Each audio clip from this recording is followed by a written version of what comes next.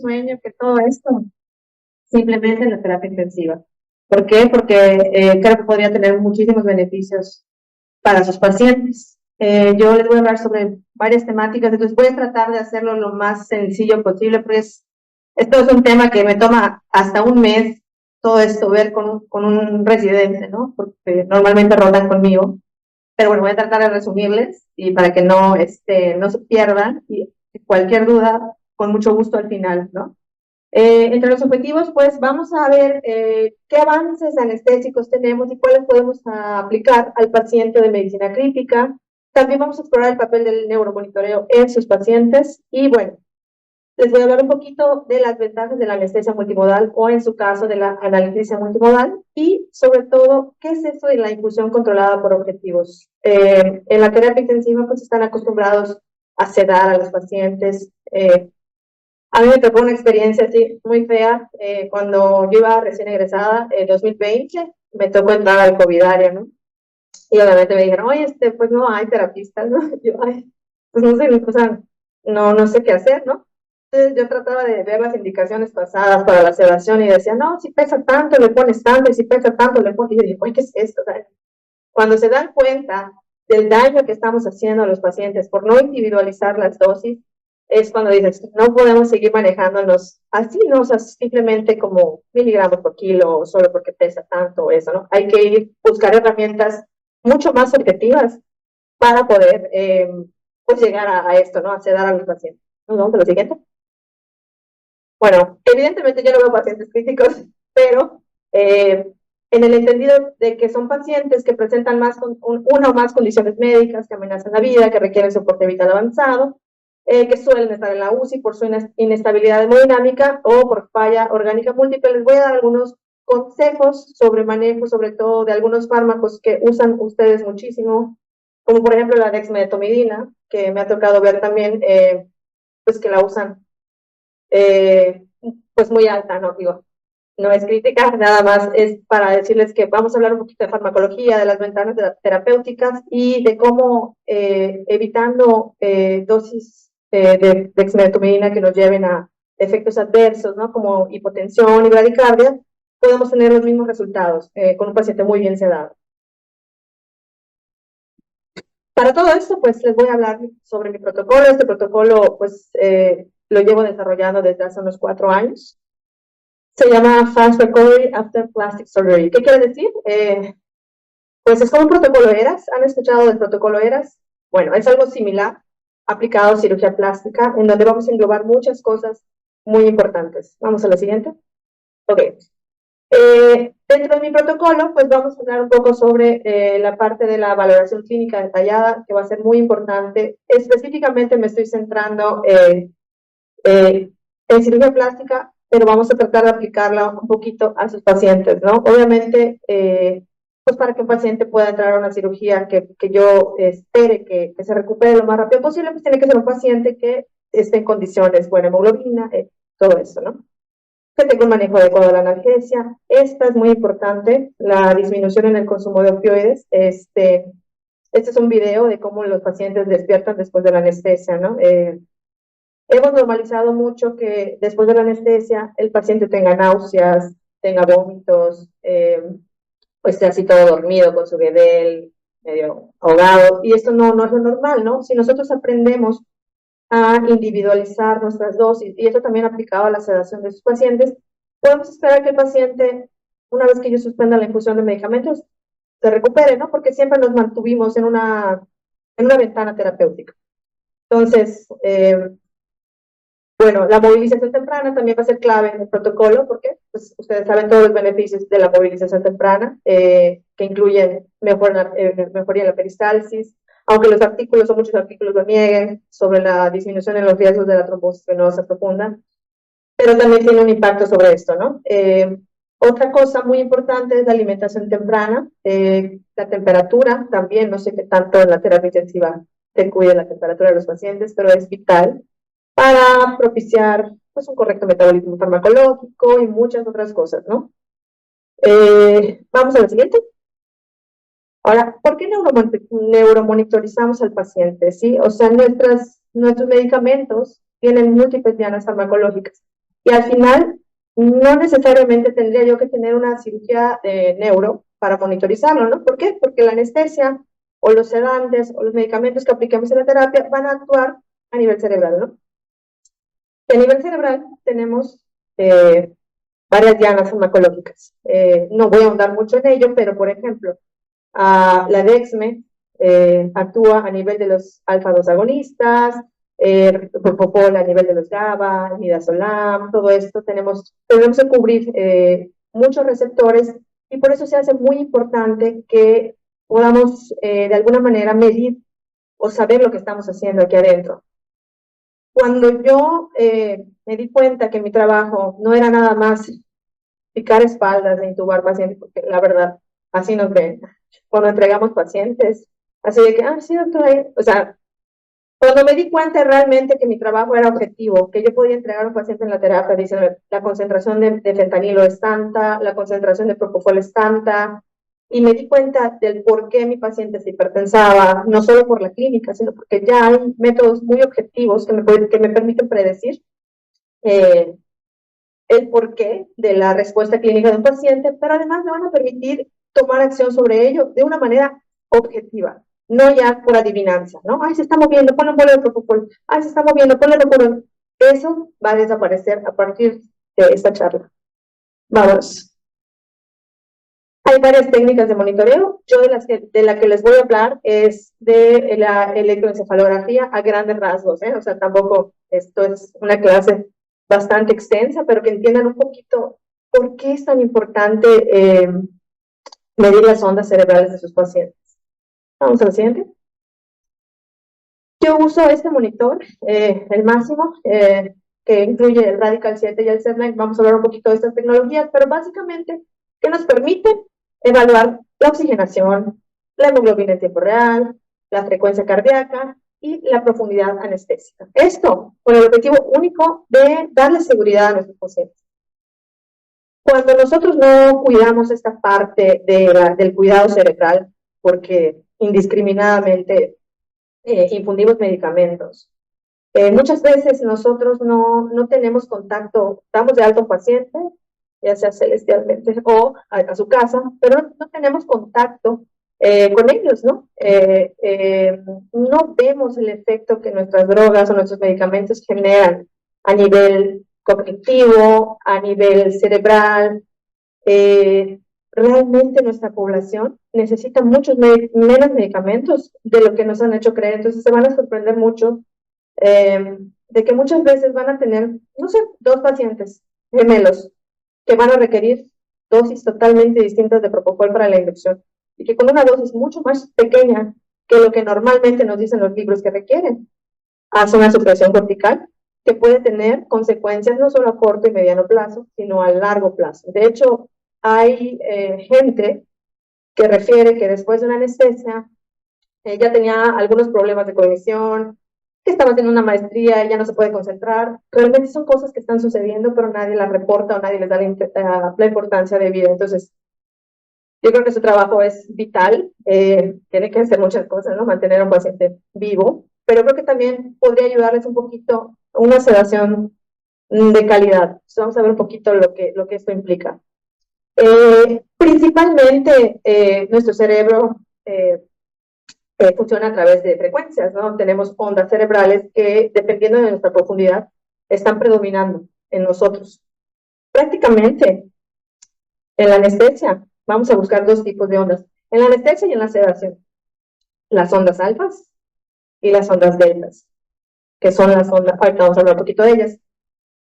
¿Qué pasa? Que cuando nosotros no cuidamos esto, podemos llegar a ondas mucho más profundas, como las ondas teta o ondas lentas. Y tenemos un paciente que podría estar con una mejor calidad de sedación, pero lo tenemos muy profundizado.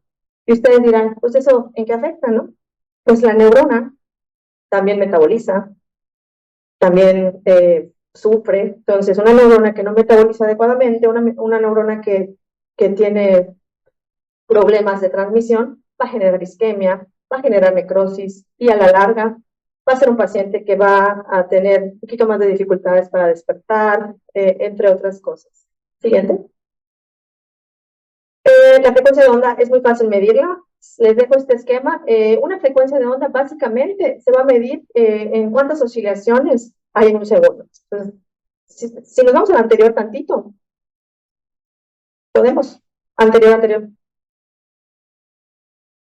Ya no regresa. Ándale, una más. Fíjense. Anterior. Antes. Una más y una más. Allá. No me acuerdo. Ok, fíjense que las ondas alfa, que son las que predominan en un cerebro anestesiado, oscilan de 9 a 12 Hz. ¿Qué quiere decir? Que en un segundo voy a tener 9 a 12 oscilaciones por segundo, o sea, para la redundancia, y eso lo voy a ver reflejado en mi monitor. Cuando un paciente está muy despierto, tiene oscilaciones muy frecuentes, o sea, oscila muy rápido, que son pacientes que ahorita, pues nosotros, ¿no? Evidentemente, vámonos, la que sigue. Esto es nada más un poquito los algoritmos que utilizamos, que se utilizan en medicina, se utilizan en navegación, son algoritmos que mediante un espejo, un haz de luz, descomponen la onda en frecuencias, en todas las frecuencias que la componen, y en colores, ¿sí? Para que nosotros podamos analizar muchísimo más objetivamente cuáles son las ondas que están predominando en nuestros pacientes. Lamentablemente, nadie nos lo explica tan fácil, pero bueno, voy a tratar de que lo medio entiendan. Vamos a lo siguiente. Entonces, tenemos dos aspectos importantes. La frecuencia de onda se va a medir en hertz y la amplitud se va a medir en microvoltios. Vamos a la siguiente. Aquí está. Cuando una onda es muy frecuente, como en este caso, quiere decir que tenemos una menor profundidad anestésica. Y cuando tenemos menor frecuencia o mayor amplitud, como en este caso, pues es un paciente que está muy profundamente anestesiado o sedado. ¿Okay? ¿Qué tenemos que evitar a toda costa? Esto, porque esto nos habla de un paciente que no está teniendo un sano estímulo nervioso o un sano metabolismo neuronal. Vamos a la siguiente. No se ve mucho por el fondo, pero las ondas de un paciente despierto normalmente se ven, gracias, muy frecuentes. Y fíjense cómo a medida que nosotros vamos profundizando a un paciente, ya sea por anestesia o por sedación, estas onditas frecuentes se van haciendo así. Se van haciendo esta oscilación, ahorita vamos a ver qué significa, y se van haciendo un poquito más amplias. Son ondas sanas, son ondas alfa. Solo quédense con esas alfa. Alfa es lo que vamos a buscar. Vamos a la siguiente. Luego tenemos otras ondas que son las que les comenté. Si se acuerdan, las ondas alfa y las ondas delta son las que mayormente estábamos buscando. Para que digamos que un paciente está correctamente sedado, tenemos que lograr que la corteza y el tálamo se comuniquen entre ellos, es decir, hacemos este tipo de cortocircuito y evitamos que el estímulo externo que pase al tálamo, que va a la corteza, que se vuelva a reflejar porque el paciente está inconsciente. Entonces tenemos dos tipos de sedaciones y eso es muy importante. Tenemos la sedación consciente y tenemos la sedación inconsciente, ¿sí? La Dexme es un medicamento que nos produce sedación consciente, ¿ok? Necesitamos dosis muy altas para ocasionarle al paciente un sueño fisiológico que probablemente podamos nosotros moverlo y no se despierte, pero ante un buen estímulo el paciente se va a despertar. Con el Propofol sucede algo diferente. El Propofol es un medicamento que actúa a nivel de la corteza y nos permite una inconsciencia total. Bien manejado, es muy bonito y muy cómodo para los pacientes. Combinado con Dexme. O sea, la idea es que nosotros podamos buscar combinaciones de fármacos para poder reducir las dosis, evitar los síndromes ocasionados por Propofol, evitar los efectos adversos de la Dexme, pero siempre tratándonos de adaptar al cerebro de cada paciente. El sensor no se coloca en la frente nomás porque sí. Un grupo de anestesiólogos una vez hicieron resonancias magnéticas y se dieron cuenta que la actividad alfa de los pacientes se encontraba en la zona occipital. Y cuando ocurre la loss of consciousness, es decir, la pérdida de conciencia hasta llegar a la inconsciencia, esta actividad alfa se va hacia la frente. Para no confundirlos mucho, la actividad potente o las actividades alfa de anestesia se van a ver como colores rojos por frecuencia. Por eso aquí tenemos rojitos y como durante la inconsciencia la actividad anestésica alfa que se encuentra en la frente la vamos a ver en estos colores. Y pues bueno, cuando tenemos return of conscious, pues toda la actividad alfa se va a ir a esta zona. Vamos a la que sigue. No, me cambiaron la diapositiva antes, pero en la del cortocircuito decía las famosas ondas delta. Entonces, las ondas delta van a marcar específicamente el momento en el que el paciente entra en inconsciencia. Cuando yo empiezo a ver estas oscilaciones, ¿sí?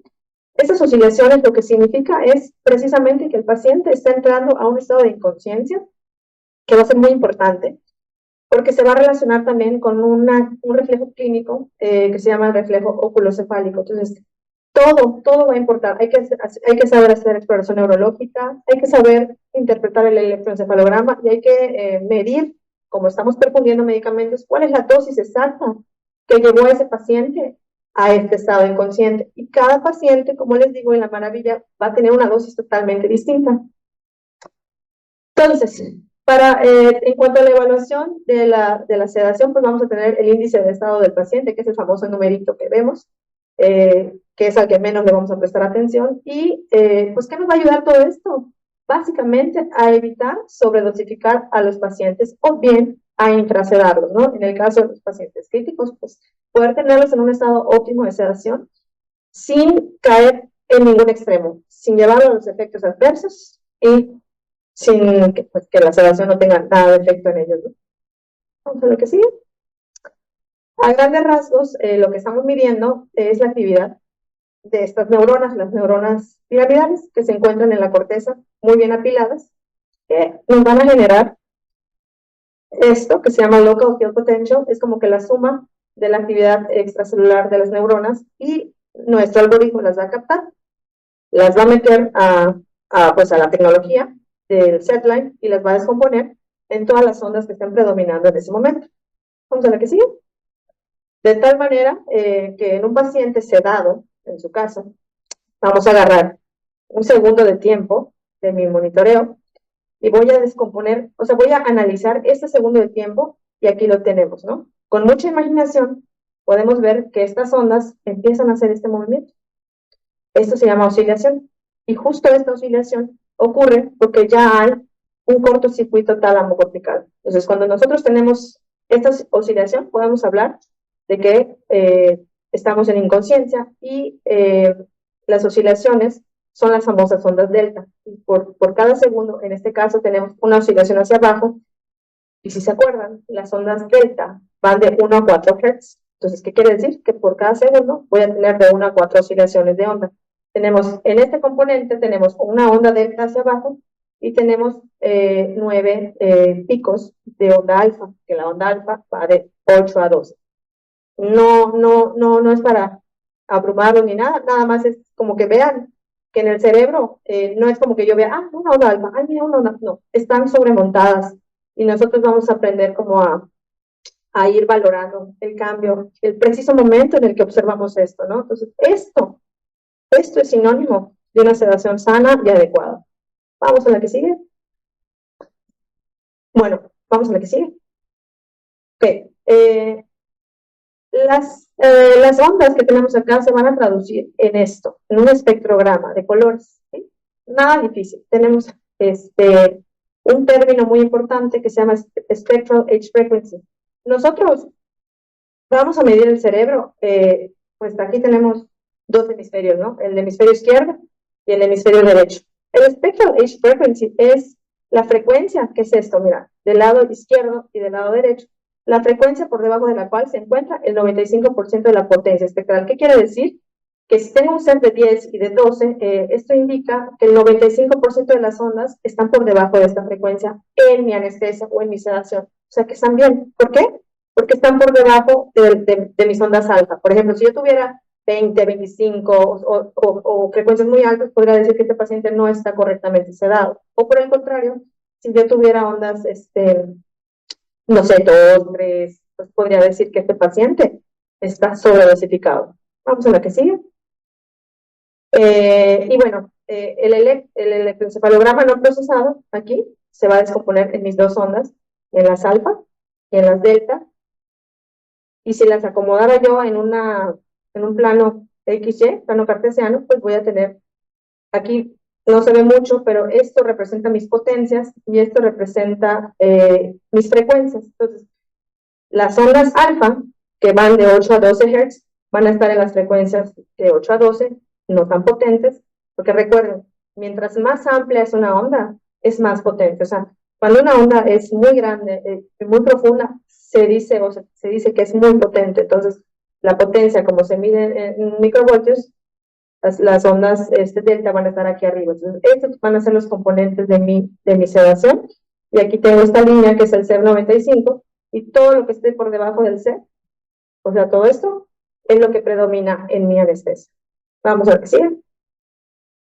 Y aquí está mejor explicado. Tenemos en azul mis ondas delta, mis ondas alfa, que van en estas frecuencias, y de verdad me gustaría mucho que esto se empiece a implementar en todas las terapias, porque no saben lo diferente que despiertan los pacientes cuando ustedes dan una sedación adecuada. No conocen, no sé si saben mucho de la parte de anestesia, pero antes estaba muy como de moda, ¿no? Bueno, era muy común escuchar que pues la anestesia te ponían un gas, ¿no? Para dormirte. Ese gas te lo pegaban y te dormías y todo re bien. El problema es que se ha visto que los halogenados son demasiado potentes o bien actúan de una manera en la cual llevan a la neurona a un nivel de sufrimiento, por así decirlo, ¿no? Entonces nosotros empezamos a implementar la sedación puramente intravenosa y vimos una diferencia abismal en el despertar de los pacientes. Vamos a la que sigue. Bueno, prácticamente en el esquema anterior, donde tenemos nuestras ondas delta y alfa, pues esto es lo que sucede en un segundo de tiempo, pero pues nosotros estamos hablando de una sedación que va a lo largo de muchos segundos, ¿no? Entonces, tenemos un tercer componente o una tercera dimensión, ¿verdad? Que es el tiempo. Aquí tenemos el tiempo, entonces si nosotros esto lo agarramos como una maqueta y lo vemos desde arriba, tenemos algo así. Este es el espectro, el famoso espectro en donde la punta, las puntitas, que son estas, tenemos las ondas delta, que están muy rojas porque son muy potentes.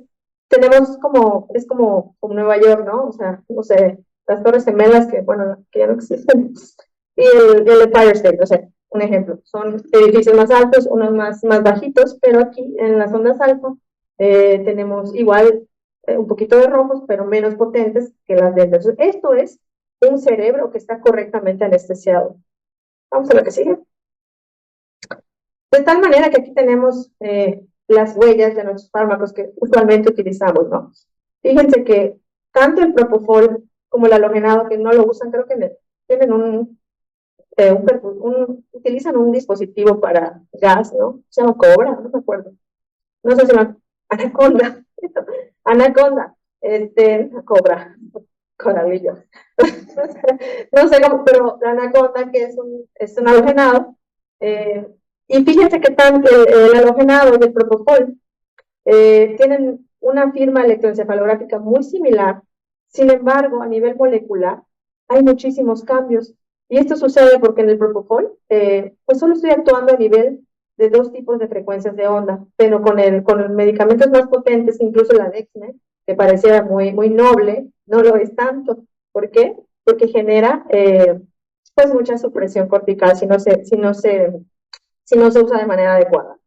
Entonces el Seborane o otros gases también nos van a generar un poquito más de daño neuronal. Entonces, vamos a ver qué sigue. Y bueno, para no perdernos tanto con este tema, porque sé que es algo muy complicado, solo quería un poquito que entiendan el contexto de lo que es el neuromonitoreo. Las ventajas van a ser muy grandes, ¿no? Primero que nada, minimizar el despertar, bueno, intraoperatorio en tu caso, pues el despertar intraoperatorio, ¿no? En la terapia. Evitar la sobredosificación, ¿sí? ¿Por qué?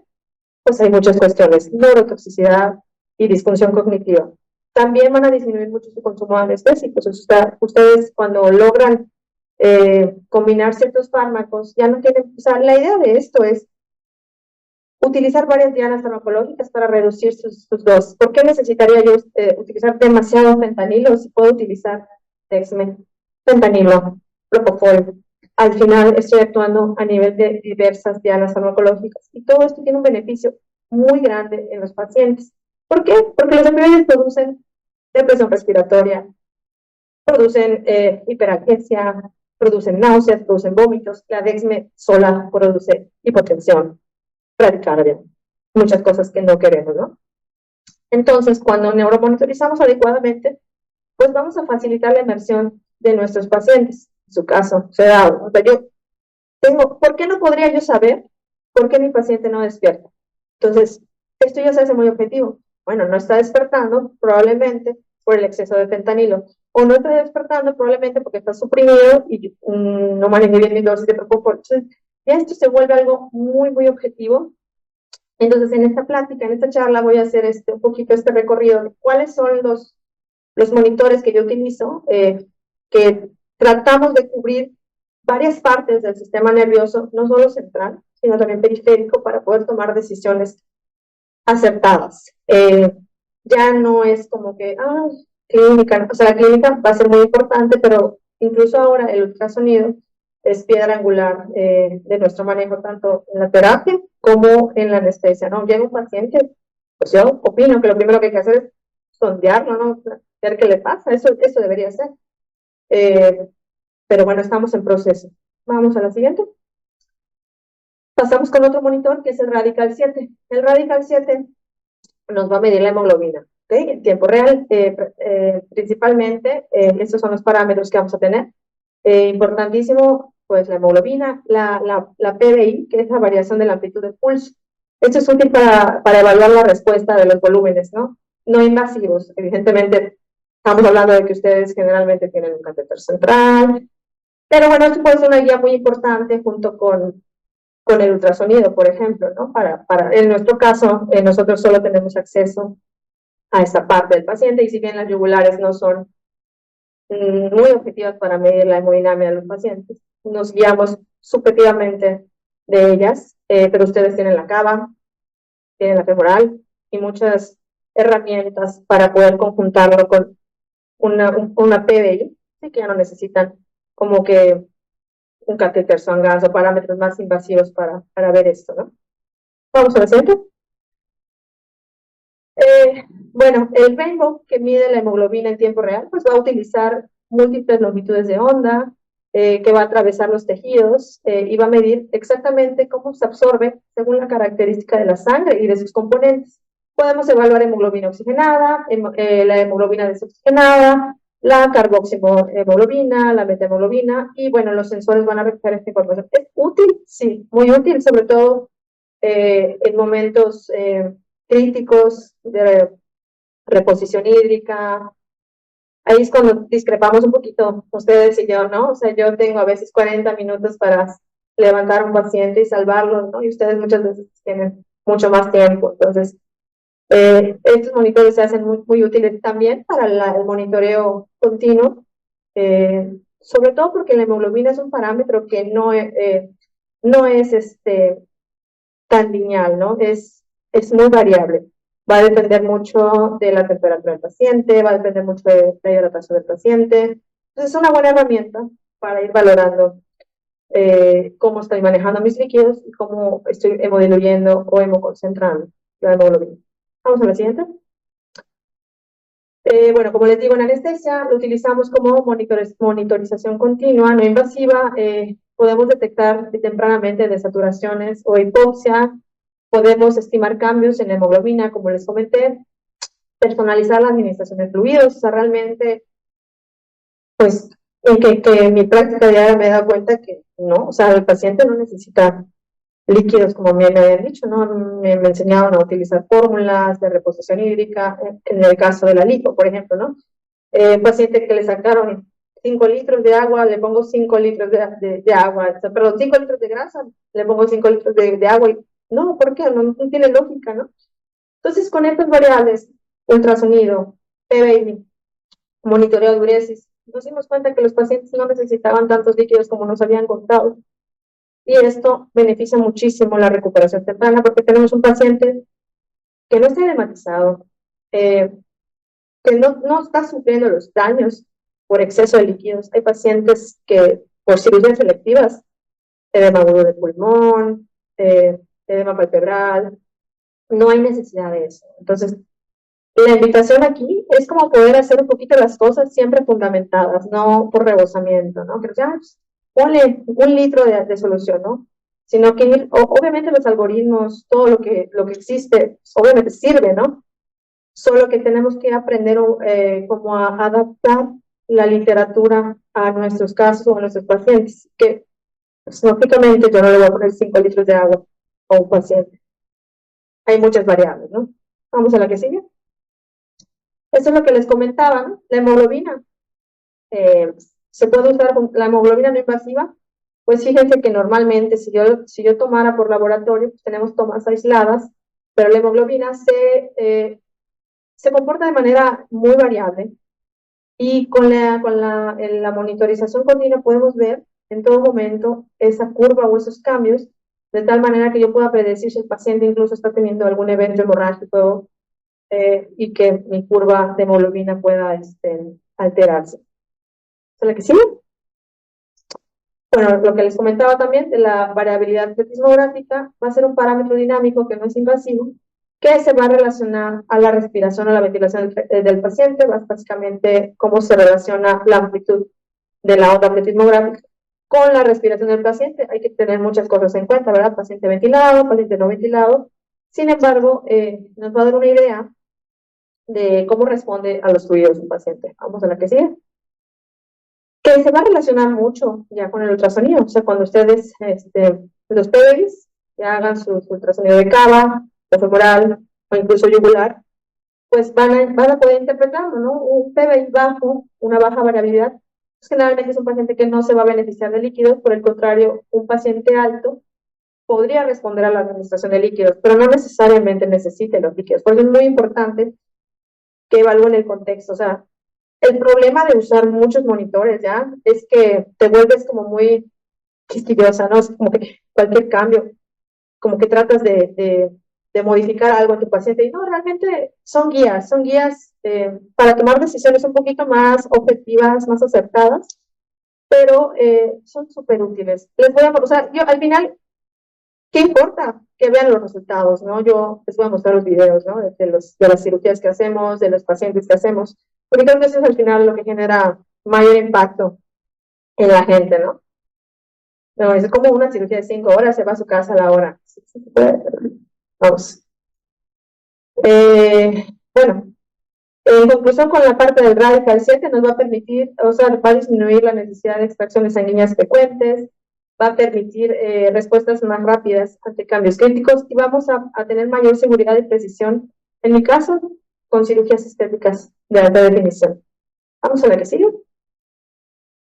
Otro monitor súper importante, casi nadie conoce, no sé si lo conocen, el índice de analgesia y nocicepción. ¿Han escuchado de él? El famoso ANI, ¿no? Bueno, se utilizó mucho en España durante el COVID. Es un índice que mide el estado del sistema nervioso autónomo, es decir, pues el estado del sistema simpático y el parasimpático. ¿De qué me sirve esto? Pues en un proceso crítico, los pacientes van a tener diferente predominio tanto del sistema simpático y parasimpático. En el caso anestésico, tenemos que tener un paciente con un alto predominio parasimpático, porque si bien el paciente tiene que tener capacidad de responder ante pues, el insulto quirúrgico, ¿no? Taquicardia, hipertensión, pues es un paciente que tratamos de mantener lo más estable posible. Entonces, ¿qué quiere decir? Que no importa lo que estemos haciendo, pues tenemos que cuidar mucho toda la parte del sistema neurovegetativo, ¿ok? Entonces, es un sistema bastante complejo, pero se puede medir. Vamos a la que sigue. En general, nosotros en la anestesia moderna tenemos tenemos que cubrir todo esto, ¿no? O sea, tenemos que cuidar que el paciente no se acuerde de nada, que el paciente se duerma o que esté inconsciente, pero que también no tenga dolor, cubrimos la analgesia, pero que también no se mueva, entonces cubrimos la estabilidad motora y obviamente que nada de lo que hagamos altere el sistema nervioso autónomo. O sea, no tengamos un paciente que a pesar de todo lo que le ponemos, no tenemos por qué tener o normalizar que nuestro paciente esté hipotenso, radicárdico, ¿sí? Una anestesia o una sedación bien medida no tendría por qué darme ningún efecto adverso, dependiendo también de las características clínicas de cada paciente, ¿ok? Entonces, ya tenemos monitor de corteza cerebral y tálamo, que es el SETline, ¿no? Ahorita vamos a medir, vamos a tener otro monitor que es el índice de analgesia, que se va a relacionar más con el latido cardíaco y la respiración, ¿ok? Vamos a la que sigue. Se lo resumo así porque también es un tema un poquito complejo, pero el índice de analgesia nocicepción, ¿qué me indica? ¿En qué porcentaje está predominando mi sistema parasimpático? Yo siempre voy a buscar que mi sistema parasimpático esté, o sea, tenemos acá, tenemos 0 a 25, tenemos un paciente que tiene un predominio muy bajito del sistema parasimpático, probablemente necesita analgesia. Entonces, en resumen, el setline nos va a indicar qué necesita el paciente para estar inconsciente. Pero recuerden que la analgesia no tiene nada que ver con la corteza. El ANI nos va a indicar objetivamente si el paciente necesita analgesia. ¿Y qué fármacos son los que utilizamos para dar la analgesia a un paciente? Dexmedetomidina, fentanilo, buprenorfina, lidocaína, sulfato de magnesio. Hay muchas alternativas que nos permiten poder mejorar nuestra analgesia. Entonces, aquí vamos por pasos, ¿no? Ya aprendimos un poquito cómo medir la actividad cortical, pero ahorita estamos yendo a algo mucho más profundo, a los ganglios subcorticales, en donde tenemos toda la respuesta nociceptiva de los pacientes. Y esto es algo que casi no se utiliza, y lo que nos hemos dado cuenta es que nuestra población requiere muy poca dosis de opioides para mantenerse, ¿no? Entonces, no podemos compararlo con una población americana, ¿no? Que desde que nacen les sale el diente y codeína, morfina. Nosotros no estamos acostumbrados a una alta dosis de opioides, pero sí vemos mucha mortalidad por exceso de opioides. Y esto es algo de lo que casi no se habla, porque no se cuida. Entonces, normalmente para el índice de analgesia es un monitor que no tiene ciencia, o sea, te da un número, y lo que buscamos es que nuestro índice esté entre el 50 y el 70, o sea, que del 50 y el 70% de predominio parasimpático, porque más de eso es sobredosificación de analgésicos y menos de eso nos falta un poquito. Vamos a la que sigue. En ventajas que podríamos aplicar, como les dije, de utilizar monitores que midan objetivamente la nocicepción, pues disminuir nuestro consumo de opioides. No es normal, de verdad no es normal. Me dio la anestesia, pero estoy vomitando, pero pues, me estoy vomitando la anestesia, estoy vomitando la anestesia, ¿no? Estoy vomitando lo que sea, ¿no? No puedes normalizar eso. ¿Por qué? Porque, porque cada paciente, así como en la corteza, cada paciente requiere una dosis muy diferente de opioides, ¿sí? Entonces, parte de lo que se observó si disminuíamos el consumo de opioides es el que el paciente tenía un despertar mucho más temprano, se alimentaba más rápido, y entonces se iba más rápido a su casa. Vámonos a la que sigue. Pasando a otro tema. Eh, mm, la farmacología, ¿por qué? Porque les quiero explicar un poquito qué es esto del TCI. Nosotros siempre trabajamos bajo este principio del modelo tricompartimental. Los anestéticos, analgésicos, propofol, dexme, fentanilo van a utilizar este sistema tricompartimental en el que todo lo que le ponga a la vena pues se va aquí al volumen, se manejan varios volúmenes: el plasmático, el muscular y la grasa. Cada uno va a tener características distintas. ¿Qué no queremos? ¿Y por qué es importante tener conciencia de una adecuada perfusión de fármacos? Si ustedes perfunden Dexme de manera lineal, programan una Dexme a un paciente a 0.5 microgramos kilo hora por 24 horas, yo lo que quiero con mi Dexme para que haga efecto es que esté aquí, en algún punto se equilibre aquí, que es donde actúa, en el sitio efecto.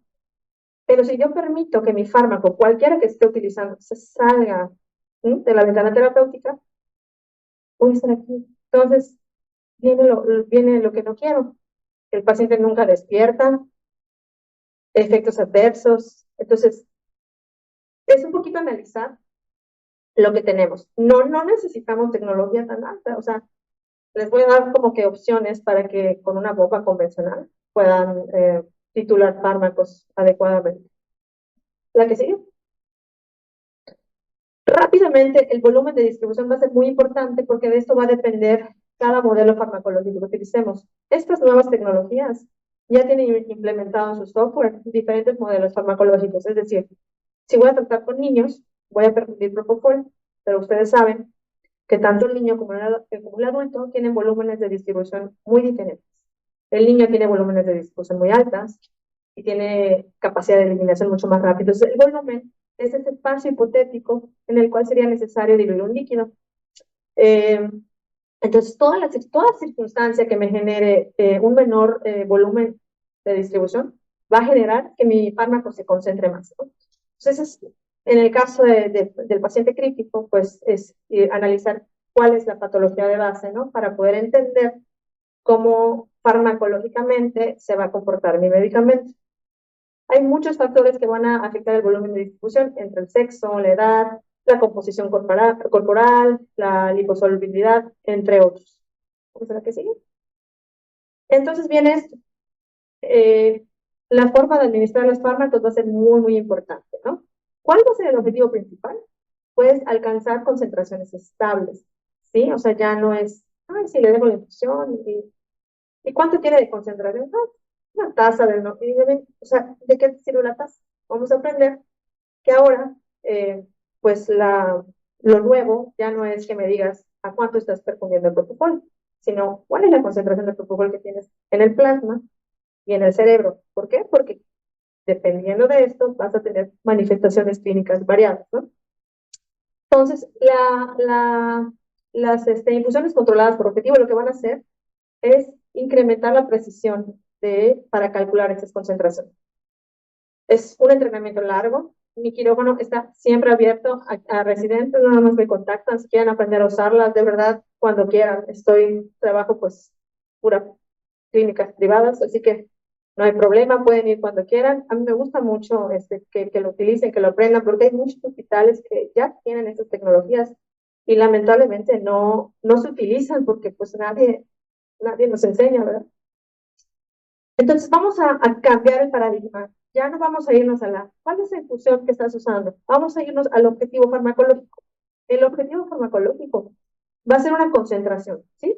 Tanto en el plasma como en el sitio efecto de cualquier fármaco, en cualquier momento determinado de la cirugía.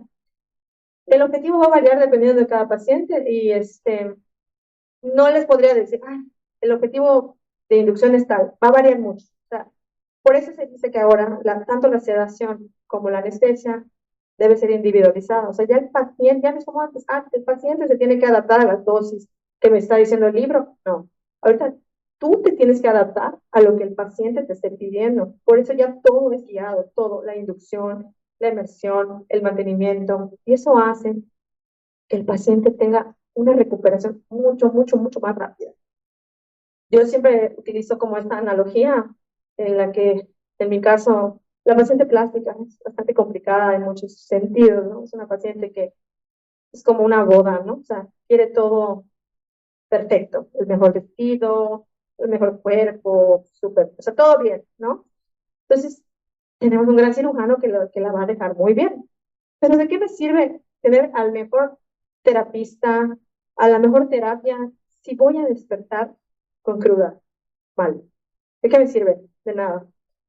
Lo que tratamos de hacer es este manejo multidisciplinario, de tener un, un adecuado manejo, porque todo va a influir, pero también en los fármacos que yo le esté dando a este paciente no influyan en su malestar posterior. No saben la cantidad de pacientes que te dicen es que la anestesia es horrible, es que alguna vez nos han anestesiado ustedes, ¿sí? ¿Cómo nos ha ido? ¿Bien? ¿No? Bueno, ya sabrán. Entonces, hay muchas cosas que normalizamos, ¿no? Y esto es un poquito lo que yo quiero transmitir, que todo cuenta. Yo sé que ustedes trabajan con patologías mucho más complejas que yo, pero si algo puedo aportar para que ustedes puedan mejorar sus técnicas de sedación, pues adelante. Vamos a lo que sigue. Eh, rápidamente, dentro de los objetivos, vamos a tener que nuestros fármacos actúan en dos sitios, tanto en el plasma como en el efecto. El plasma, pues como les digo, es la concentración del fármaco en la sangre y en el efecto es dónde actúa, ¿sí? ¿Qué quiere decir? El objetivo se va a medir generalmente en microgramos por mililitro o en nanogramos por mililitro. Entonces, si yo a ese paciente le agarro 1 mililitro de sangre y estoy a un objetivo de propofol de 2, pues voy a tener 2 microgramos por mililitro de concentración de ese fármaco, ¿no? Y lo mismo en el cerebro. No puedo hacerlo de manera, o sea, no puedo tomar una biopsia del cerebro, pero puedo predecir con modelos farmacológicos cuál es la concentración del fármaco en sitio efecto, ¿no? En cuanto a la medición directa, como les digo, en el plasma sí se puede, en el efecto no. La concentración del propofol en plasma se alcanza mucho más rápido y en efecto siempre tenemos un retardo. ¿Por qué? Porque tenemos que lograr un equilibrio. O sea, una perfusión, para que no se pierdan, lo que nos va a permitir es que lo que entre esté saliendo. ¿Okay? Cuando yo empiezo a administrar bolos o empiezo a administrar dosis mucho más altas, yo empiezo a hacer que ese fármaco se vaya acumulando. Entonces, con la TCI, lo que hago es que una vez alcanzado el equilibrio entre el plasma y el cerebro, que es donde actúan mis fármacos, ya no tenga por qué acumularse fármaco, ¿sí? Se mantenga una concentración estable en la cual me permita que esa concentración se mantenga. Vamos a la que sigue. De tal manera que aquí, bueno, aquí es un ejemplo de la ventana terapéutica del propofol. Tenemos de este lado la concentración plasmática y de este lado tenemos el tiempo, ¿sí? La ventana terapéutica de cada fármaco es muy importante que la conozcan. Es muy diferente en cada fármaco. Saben que con la digoxina tiene una ventana terapéutica muy pequeña. ¿Qué quiere decir? Que el piso y el techo son muy estrechos. O sea, con una dosis mínima te puedes pasar de la dosis, ¿ok? Entonces, las ventajas para el propofol, que es un fármaco precioso para sedar, es que en el piso de la ventana aparece generalmente la inconsciencia. Aquí está. Y tienes un amplio margen de intervalo terapéutico que no tienes ni siquiera que llegar aquí. O sea, generalmente una vez que alcanzas la inconsciencia, sin perder, porque es muy importante, los 3 componentes de la sedación, no perder nunca reflejos protectores de la vía aérea si su paciente no está intubado, pues poder alcanzar la inconsciencia sin llegar a esto, ¿no? A los efectos adversos. Siempre, bueno, cuando yo empecé con la anestesia y la inducción y todo, pues me decían, normal, con el propio se van a hipotensar los pacientes, es normal. Pues claro, o sea, cuando te das cuenta que le pones muchísimo propofol a un paciente que no necesita, pues es obvio que vas a llegar. Pues acá, ¿no? Entonces, llevo miles de inducciones todos los días, nunca se hipotensan mis pacientes, ¿por qué? Porque estamos respetando ese principio. Y esto es para todo. Opioides, Dexmed, propofol, dependiendo de la característica de cada fármaco. ¿Vamos a la que sigue? Entonces, bueno, en resumen, las PCI nos van a permitir un ajuste de la infusión que nosotros queramos alcanzar. Se va a basar en modelos farmacocinéticos ya previamente estudiados y nos va a dar una mejor precisión y seguridad de manejo. Vamos a ver qué sigue. Y bueno, el objetivo se va a medir estimando modelos farmacocinéticos, con las bombas, obviamente siempre relacionado, siempre es muy importante no actuar a ciegas, ¿no? Pues con un neuromonitoreo muy importante, eso es lo que ya se recomienda. Y bueno, todo esto, como les digo, en el sitio de acción, en el caso del sitio de efecto, no se va a medir directamente, todo se va a predecir mediante algoritmos. Aquí la cuestión es, ningún modelo es exacto, o sea, nunca, ¿no? Nada es exacto, pero pues ayuda mucho. Vamos a lo que sigue. Tenemos un ejemplo, estas bombitas maravillosas que no son muy caras, pues si la lateo no que las compré. Son bombas TCI y cómo deberíamos mantener nuestros fármacos estables. ¿Se que sigue? Y bueno, pasando un poquito ya para resumir las ventajas de la anestesia multimodal o utilizar varios fármacos es reducir efectos adversos, disminuir el riesgo de hiperalgesia, menor riesgo de dependencia, una recuperación más rápida, estrategias de recuperación mejorada y sobre todo combatir la crisis global de opioides. Y lamentablemente hay una crisis que está al pie del cañón respecto a los opioides. Tal vez ustedes no sé qué tanta acercamiento tengan con esto, pero nosotros sí cada vez vemos mucho más problemas por el uso de opioides. Vamos por la siguiente. Vamos a ver.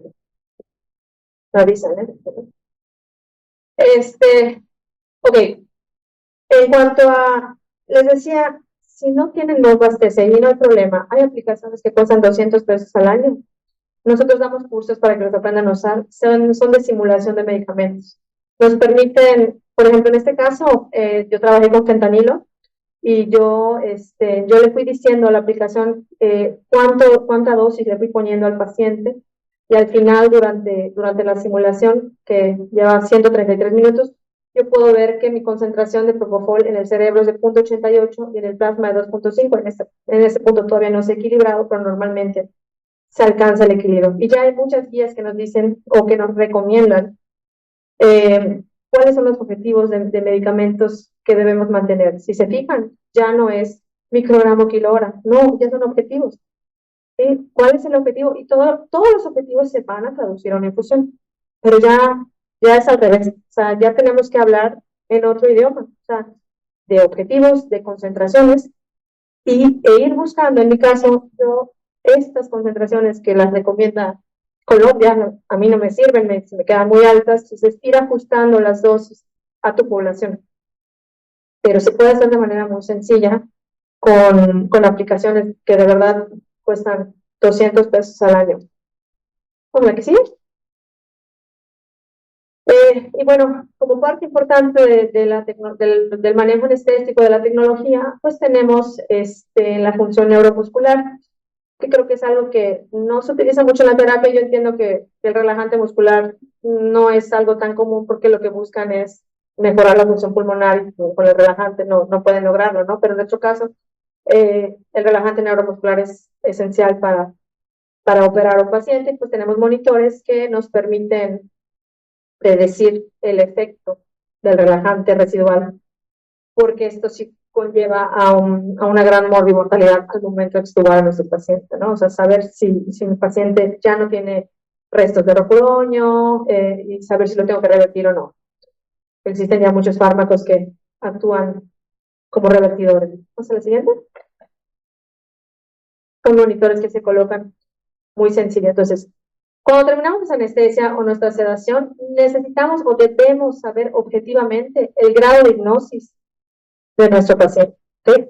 Necesitamos. También necesitamos saber de manera muy cercana las concentraciones plasmáticas y en sitio efecto de todos los pacientes de todos los fármacos, perdón, que estamos utilizando, ¿sí? Y un paciente que está consciente nunca debería tolerar objetos en la boca, como una Guedel. ¿Por qué? Porque eso quiere decir que todavía pues no hay una adecuada recuperación de efectos protectores de vía aérea. Entonces vemos mucho pacientes que los dejan con su bebé y las mayores tragedias ocurren lamentablemente en el área de recuperación por anestesia.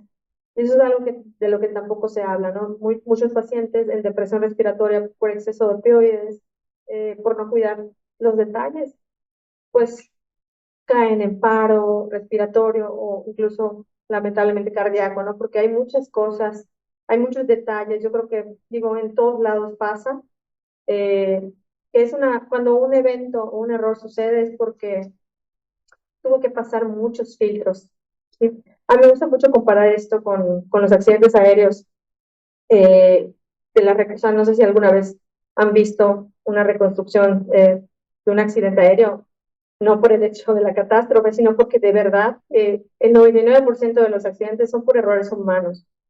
Y entonces, evaluar cada detalle de nuestro manejo va a ser crucial para evitar que suceda cualquier tipo de catástrofe, ¿ok? Vamos a la que sigue.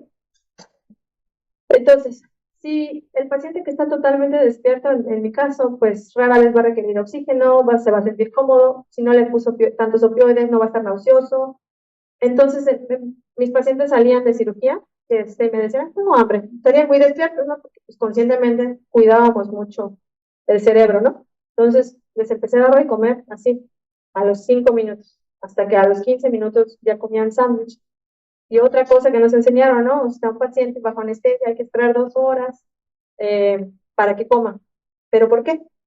Por exceso de sedación, exceso de anestesia, exceso de opioides, exceso de todo. Entonces, un paciente ambulatorio, que es también mi caso, al que no le tocaron la tripa, no tiene exceso de opioides, está bien despierto y tiene hambre, ¿por qué no habría yo de empezar la alimentación? Entonces, la alimentación temprana fue algo que no solo mejoró el dolor, mejoró la recuperación, el paciente deambuló mucho más rápido y pues rompimos el ayuno en estos pacientes que están consumiendo.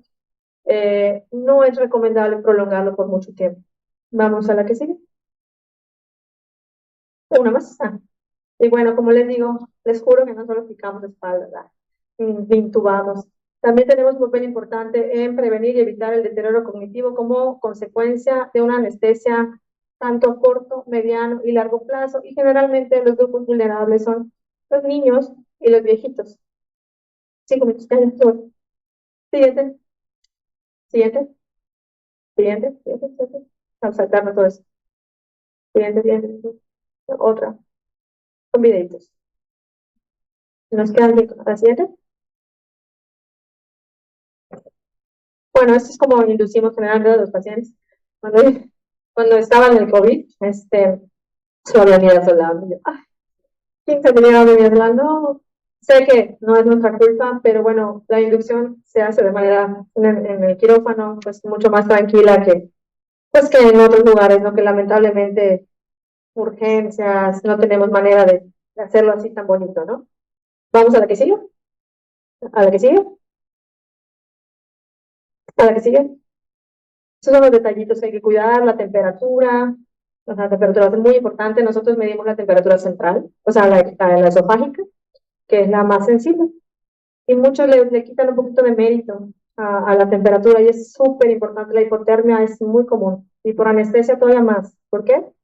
Al actuar a nivel del hipotálamo, les hacemos una hipotermia por anestésicos, pero además el ambiente frío, la recuperación más tardada. O sea, tampoco es normal que el paciente esté temblando, no, o sea, nada de esto es normal. Vamos a ver, ¿sigue?